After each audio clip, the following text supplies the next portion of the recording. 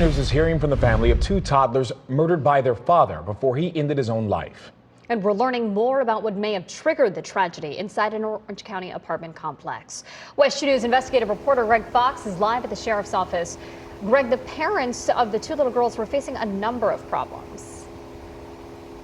That's right. That's what we're getting in court records. When you look at them, they were in an eviction dispute with their apartment complex. That lasted the last few months. It only got settled in April, so that was recent. And then you had Bryant Watts charged with battery on his girlfriend, the mother of the two little girls. That was from back in November. But get this, he had a hearing on that last week, a day before the shooting, and his trial was set for less than 2 weeks from now.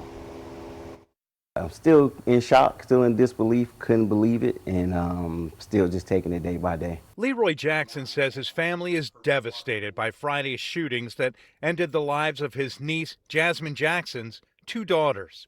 Jalea Watts would have been 1 year old in less than 2 weeks. 2-year-old Tiana would have been 3 in August. Tiana, ball of joy, real exciting to be around. She always greeted you with a smile, and Jalea, very just energetic, and when you saw her, they just put a bright smile on your face, like really outgoing, really loving girls. Their lives came to a violent end inside the apartment where they lived with their mother and her boyfriend, 33-year-old Bryant Watts, who was the father of both girls.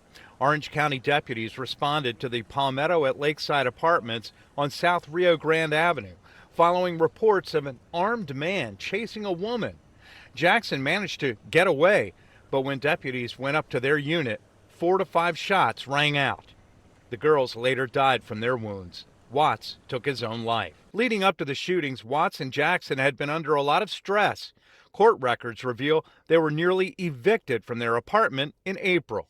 Watts was also facing a domestic violence charge. An employee of Advent Health Centricare here on South Orange Avenue in Orlando says that last November, when she was trying to get out of the parking lot, she saw Watts beating Jackson up inside their car and then grabbing their youngest daughter and driving away.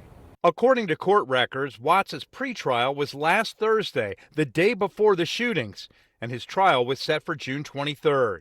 Jackson says his niece is getting help from family and friends to cope with the loss of her 2 kids. She's doing okay. She's fighting and, still, going through this traumatic time, but she still wants to continue on the legacy of Tiana and Jalea. Besides that case, Watts was previously convicted in 2014 of felony firearms possession while committing a delinquent act, and was twice convicted in 2018 and 2013 of drug possession, paying fines both times. And coming up Thursday evening, about 7:30, at the apartment complex where they live, they will be holding a candlelight vigil on behalf of the family and survivors and friends of those 2 little girls that were killed. Covering Orange County, live in Orlando, Greg Fox, WESH 2 News. If you or someone you know ends up in a violent situation, there are local and national resources available. We have 2 24/7 confidential hotline numbers listed on your screen right now. From identifying abuse to making a plan for safety, these resources are here to help.